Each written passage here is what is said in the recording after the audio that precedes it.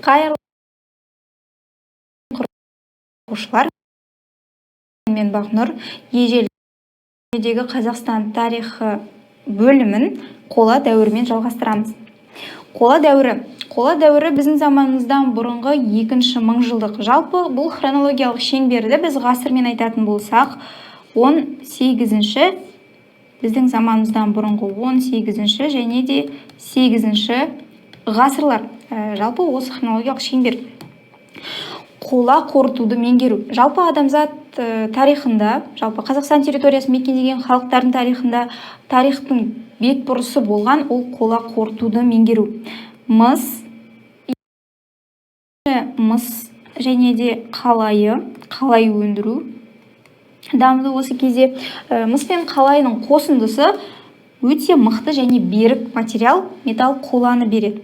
Біздің заманымыздан бұрынғы екінші мыңжылдықтың басы. Екінші мыңжылдық жалпы хронологиялық шеңбер болса, осы мыңжылдықтың басы қола қорытуды меңгеру кезеңінің жасы болып табылады. Жалпы ең бірінші табылған металл ол адамдар алған және де өзінің қолданған металы ол мыс дейміз, ал одан кейінгі дәуір ол қоланың дәуірі. Жалпы қоланы өндіру еңбек құралдарының басым бөлігінің қоладан жасалуына және де қару-жарақ, әшекей және де қоладан жасалған көптеген тұрмыс еңбек құралдарының жасалуына алып келді. Және де бұл ең бірінші маңызды дөңгелекті арба мен қола өндірісінің пайда болуы әскери артықшылыққа алып келді. Түсті металл қалайыны өндіру Сарыарқа және де Кенді Алтайда, яғни біздің заманымыздан бұрын екінші мыңжылдық және де біздің заманымыздан бұрынғы 13-ші, 12-ші ғасырларда жоғары шегіне жеткен болатын. Бұл түсті металлды өндіруді және де кен орындарын жалпы орталық және өзге де аймақтарда Қазақстанның 500-ге жуық кен орнын анықтаған Әлкей Марғұлан мен Қаныш Имантайұлы Сәтбаев болды. Біздің заманымыздан бұрынғы 18-ші, 8-ші ғасырларда өзгерістерге алып келген бұл тұрақты қоныстардың болуы, дөңгелекті көлік және қола құю. Бұл өзгерістердің барлығы қола металының игерілуінен және де осыдан кейін шаруашылықтың толықтай өзгеруіне алып келді. Жалпы осы қола дәуіріндегі ерекше аса ірі мәдениеттер ол архаим және сынтас мәдениеттері. Біздің заманымыздан бұрынғы екінші мыңжылдықта қуаңшылық салдарынан шаруашылық пен мәдениет толықтай өзгереді және де отырықшылық мәдениеттер осы қалалық мәдениеттің тууына алып келеді. Яғни архаим және сынтасты осы кезеңдегі жалпы археологиялық ескерткіштерде дөңгелекті арбалар табылады. Дөңгелекті арбалар біздің заманымыздан бұрын 3-ші мыңжылдықтың соңында жасала бастады. Отырықшы өмір салты, қыш шеберлері, тігіншілер, сүйек өңдеушілер және зергерлер сияқты жаңа еңбекпен айналысушы адамдардың жалпы пайда болуына алып келді. Авеста кітабында құдайлар шайқаста жауынгерлерге көмектеседі, ал жауынгерлер қамқоршысы Митра құдай аспанда дөңгелекті арбамен жүреді. Жалпы дала тұрғындарының өмірінде де өзгерістер орын алды. Тасқа қашалып салынған арбалар доңғалақ түріндегі күншуақ таңбалар сол уақыттың еншісіне жатады. Бұл парсы деректері Авеста қасиетті кітабында келтірілген деректер болды. Андрон дәуірі, жалпы қола дәуірін көбінде Андрон дәуірі деп атаймыз. Бұл біздің заманымыздан бұрынғы 3-ші мыңжылдықтың соңында орталық Қазақстанға Жайық өзені жағынан шығу тегі көне шұңқырлық малшы тайпаларына жататын тайпалардың қоныстану, яғни оңтүстік Урал, қазіргі Ресей территориясы және де Қазақстан территориясында адамның аз қоныстануы осы тайпалардың қоныстануына алып келді. Және де далалық мәдениеттің иемденушілері ол Андрон дәуірінің адамдар, яғни андроновтықтар. Андрон мәдениетінің ескерткіштері, археологиялық ескерткіштер ол бірінші сынтасты, Петров, Алакөл, Федоров және Сарғар мәдениеттері.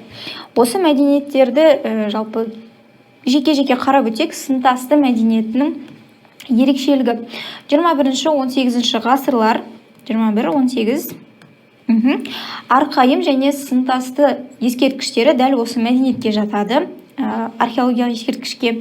Және де қоныстары қамыстан жасалған, қамыс пен балшықты араластырып. Қостанай облысында архитектурасы осыған ұқсас 140-150 метр құрайтын бұрыштары дөңгелек келген сымтасты қоныстарына ұқсас қоныстар табылған. Жерлеу рәсімі бұл жерде өте ерекшеленетін, бұл ескерткіштердің жерлеу рәсімі. Сол қырымен алақандарын бетінің тұсына қойып жатқызып, және де жеке заттарын бірге жерлейтін болған. Бұл көбінде ер адамдарда қару болса, әйел адамдарда әшекей бұйымдар. Металл мен тас еңбек құралдары көптеп жерленген. Жалпы жерлеу кезінде құрбандық шалу өте кең тараған. Бұл дегеніміз ең бірінші өмірден соң, яғни өлгеннен кейін тағы да өмір бар деген түсінікпен бірге қалыптасқан. Екінші бізде Петров ескерткіші біздің заманымыздан бұрын 17-16 ғасырлар. Жалпы Петров ескерткішінің ең бір ерекше жері ол қорғаныс орлары, яғни бекініс болса, бекіністің айналасында міне бізде бекініс айналасында орлар қазылған, яғни ол жаулардан қорғану үшін немесе аңдардан қорғану үшін болған. Жалпы қолөнер жақсы дамыған, қыш, тоқымашылық, сүйек өңдеу, әшекей, қару, еңбек құралдары, сол сияқты өте қолөнер жақсы дамыған. Жерлеу рәсімі, жерлеу ескерткіштерінде балалар мен жауынгерлердің жерлеу орындары бөлек болған, және де әскери арба, сонымен қатар үй жануарларының сүйектері, қалдықтары табылған. Яғни Петров ескерткіші қорғаныс орлары, әскери арба, үй жануарлары, және де жерлеу ескерткіштерінде балалар мен ересектер, яғни әскери адамдардың жерлеу орындары бөлек болу. Келесі бізде Алакөл мәдениеті. Алакөл ескерткіші 17-13 ғасырлар. Біздің заманымыздан бұрын орманды дала, яғни Алакөл ол орманды далада орналасқан. Орманды далада өмір сүрген алакөлдіктер, олардың үйінің қабырғасы бөренеден жасалған, және де жартылай жерді қазып, жертөле сияқты үйлерде тұрған. Бұл деген жалпы адамдарға сол үйлерде тұрған кезде азық-түлік сақтауға болсын, және де көптеген жағдайларда ыңғайлы болған. Бізге белгілі Батыс Қазақстандағы алакөлдік мәдениеттің жалпы қонысы ол тасты бұтақ. Тасты бұтақ деп аталатын себебі көбінде алакөлдік мәдениетке қарағанда олар орманды жерде тұрмаған. Батыс Қазақстанда жалпы қабырғаларын таспен жасалған. Бұл жалғыз ерекшелік. Ал жерлеу рәсімдері шынтағын бүгіп, сол жағымен бүктестіріп, басын батысқа қаратып жерлеген.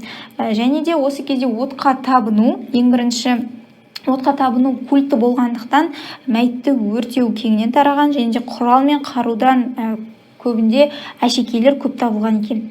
Жалпы жерлеу рәсімінің ол халықтардың дүниетанымы туралы беретін мәліметтер өте зор.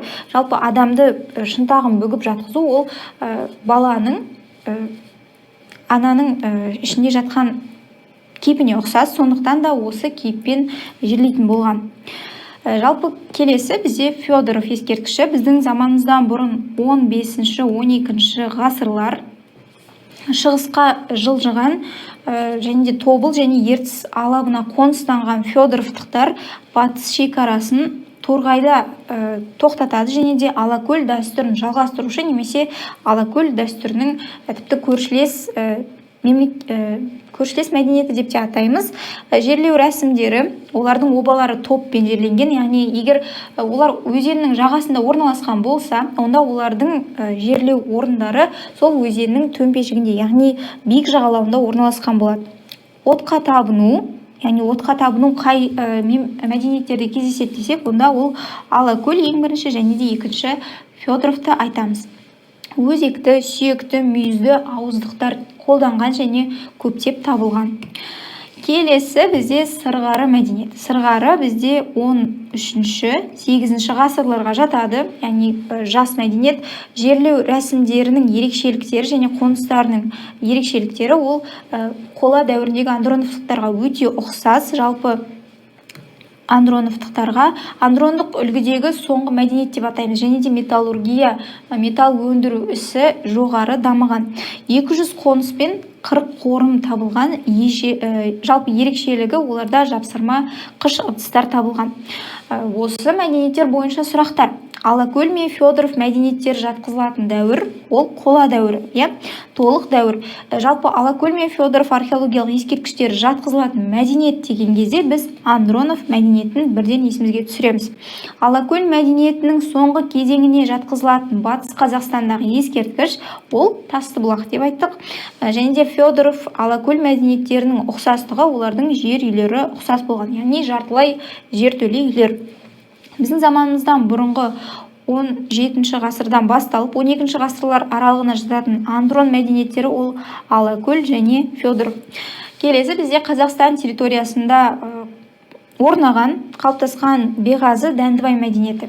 Біздің заманымыздан бұрынғы 13-8 ғасырлар жалпы Сарғары мәдениетін жалғастырушы және де сонымен қатар өзіндік ерекшелігі бар, ол қыш бұйымдар. Жерлеу рәсімі шалқасынан жатқызып жерлейтін болған, ол өте ерекше жерлеу рәсімі. Жалпы тастан құрастырылған кесененің болуы бұл Беғазы Дәндібай мәдениетінің ерекшелігіне жатады. Ағаш көмірі мен күл қабаттары, яғни ағашпен жабылған төбесінен табылғаны ол отқа өртеу салтының әлі де жалғасқаны туралы айтады. Аумағы Шығыс Қазақстан мен Орталық Қазақстан. Орталық Қазақстан және Шығыс Қазақстан. Беғазы Дәндібай мәдениеті. Осы бойынша тапсырмалар: Андронов мәдениеті таралған дәуір ол қола дейміз. Кейінгі қола дәуіріне жатқызылатын мәдениет деген кезде біз бірден Беғазы Дәндібайды айтамыз. Андрондық үлгідегі соңғы мәдениет ол Сарғары. Алакөл мәдениетінде қалай кеніштерін көп кен өндірілген аймақтар ол Нарын және Қалба дейміз. Осымен сабағымыз тәмам. Сау саламатты болыңыздар.